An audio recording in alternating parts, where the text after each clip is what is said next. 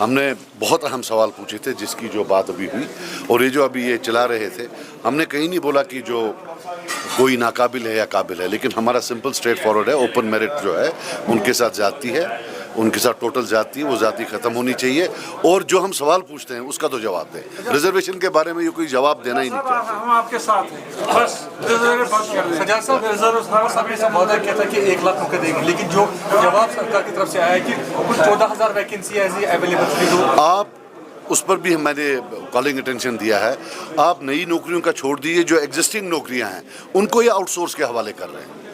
جو ایگزسٹنگ نوکریاں ہیں جب آپ آؤٹ سورس کو لاتے ہیں تو گورنمنٹ نوکریاں تو ختم ہو گئی، وہ تو پرائیویٹ میں چلی گئی نا، تب تو وہ ٹھیکیدار کے ملازم ہیں نا، سرکار کے ملازم تو ہیں نہیں۔ نئی نوکریوں کا آپ بھول جائیے، جو اصلی نوکریاں ہیں خون سے لکھ کر دوں گا وہ کم ہو جائے۔ صرف بی جے پی نے الزامات لگائے ہیں سرکار پہ کہ